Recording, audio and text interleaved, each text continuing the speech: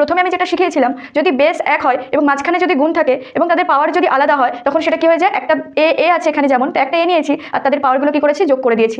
যেমন এখানে একটা সূত্র যেটা কি বললো, a two the power m into a two the power n is equal to a two the power m plus n। একইভাবে একটা উদাহরণস্বরূপ কি নিয়েছি, যে 2 to the power 3 into 2 square, তাই তো, টু দি পাওয়ার 2।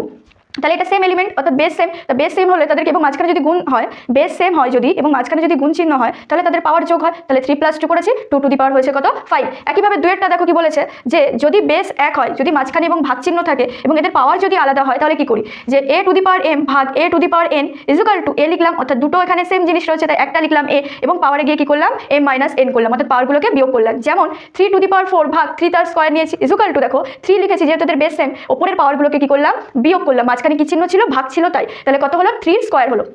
একইভাবে একটা শেখালাম একটু আগে, যদি এ তার স্কোয়ার থাকে এবং হোল দিয়ে একটা এন লেখা রয়েছে, এখানে এ টু দি পাওয়ার এম, টোটালটার আবার কি করেছে, এন করেছে, টু দি পাওয়ার এন করেছে। তো এক্ষেত্রে কি করলাম, যে এই অঙ্কটার জন্য কি করলাম, দেখো a to the power m into n করলাম, অর্থাৎ এই জায়গাটাকে গুণ করে দিলাম, যে এ টু দি পাওয়ার এম, টোটালটার কি a to the power m whole n. তো এখানে কি করলাম, যে এ লিখে এম আর এনটাকে কি করলাম, গুণ করলাম, অর্থাৎ এ এম এন করলাম। যেমন 2 কিউব হোল স্কোয়ার রয়েছে, এটা কি রয়েছে, 2 কিউব হোল স্কোয়ার রয়েছে, তাহলে 2 আর এই 3 ইন্টু 2 করেছে, তাহলে 2 টু দি পাওয়ার হয়ে গেছে কত, 6।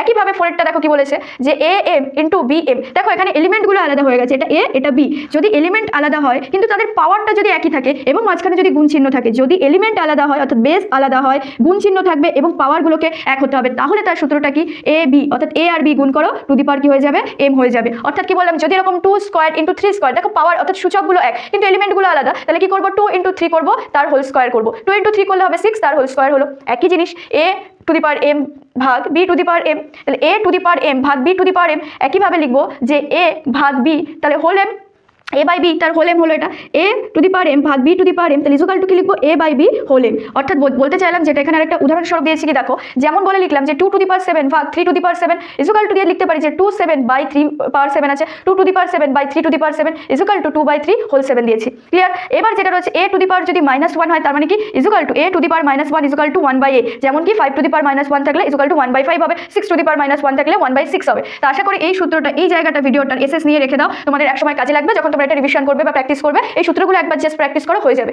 সূত্র মুখস্থ করতে বলছি না, জাস্ট অঙ্কগুলো দেখে লজিক দিয়ে দেখো, তাহলে সূত্র মুখস্থ করার দরকার হবে না।